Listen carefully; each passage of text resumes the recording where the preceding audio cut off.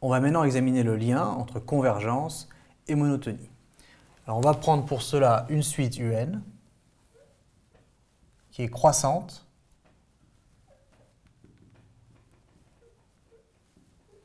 plus majorée. Et on va dire que toute suite qui est à la fois croissante et majorée est alors forcément convergente. Exemple similaire, ou cas similaire, pardon, UN cette fois-ci décroissante et minorée. Eh bien, si c'est le cas, elle est également convergente. Alors pourquoi? Parce que si on trace graphiquement ce qui se passe, UN croissante et majorée, prenons une autre couleur pour faire la différence. Donc UN croissante et majorée, majorée ça veut dire qu'il existe un grand M tel qu'aucune des valeurs de la suite ne soit plus grande que grand M. Et croissante ça veut dire que chaque terme est plus grand que le précédent. Et donc en réalité je n'ai pas le choix. Si chaque terme doit être plus grand que le précédent, mais que je n'ai pas le droit de dépasser cette ligne-là, forcément, la suite converge. Et donc elle converge vers une limite L, qui n'est pas forcément grand M, c'est pas rien à voir. Mais dans le pire des cas, elle irait buter contre grand M, et puis resterait là-haut, mais on peut très bien imaginer de choisir un autre grand M. Et ce qui compte, c'est que chaque terme est plus grand que le précédent, et la suite est bien majorée. Et cette suite-là, effectivement, converge. De la même façon, une suite décroissante et minorée. Minorée, on a M ici, et aucune des valeurs de UN ne peut passer sous la ligne bleue.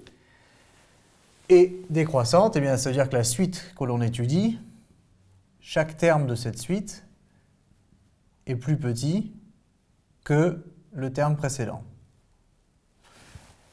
Et donc, si c'est le cas, si chacun de mes termes doit être plus petit que celui d'avant, mais que je ne peux pas aller en dessous de cette ligne, ma suite doit obligatoirement converger. Pas forcément vers M, pas forcément vers 0, mais vers une valeur finie. Et donc, la suite est convergente.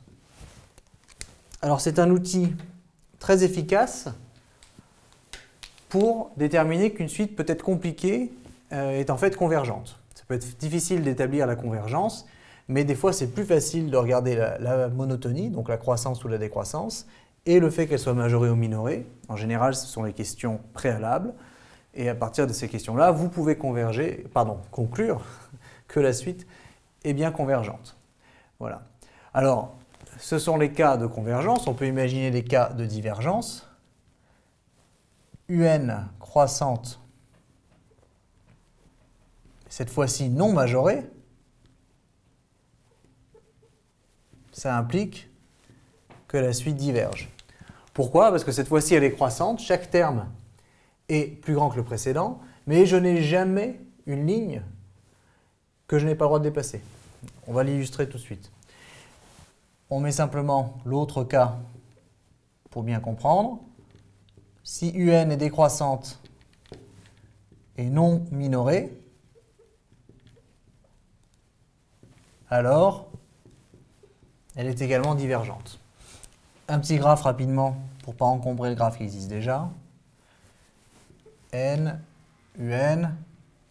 Et cette fois-ci, UN est croissante, mais non majorée. Non majorée, ça veut dire qu'il n'existe pas de ligne horizontale de valeur grand M ici que je ne peux pas dépasser. Si je vais suffisamment loin, je vais la dépasser. Quel que soit le M que je choisis, je peux choisir aussi grand que je veux, je finirai par le dépasser.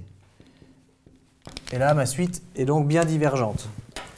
Maintenant, si je prends une suite décroissante, mais qui est non minorée, c'est-à-dire qu'il n'existe pas de valeur petit m, telles que les valeurs de U ne passent pas en dessous de cette ligne. Ça veut dire que si je vais suffisamment loin, que l'indice devient suffisamment grand, eh bien, UN va passer en dessous de M, quel que soit M. Même si M est extrêmement petit, au bout d'un moment, la suite va passer en dessous de cette ligne. D'accord? Et c'est ça la clé, c'est que celle-ci dépasse grand M, quel que soit grand M, et celle-ci va dépasser petit m, quel que soit petit m, aussi petit que l'on veut, ou aussi grand ici que l'on veut. D'accord? Et cette suite-là est donc divergente. Donc ce sont 4 propriétés très utiles qui, à partir de la connaissance du sens de variation et du fait ou non que la suite soit majorée ou minorée, permettent de conclure quant à la convergence ou non de la suite.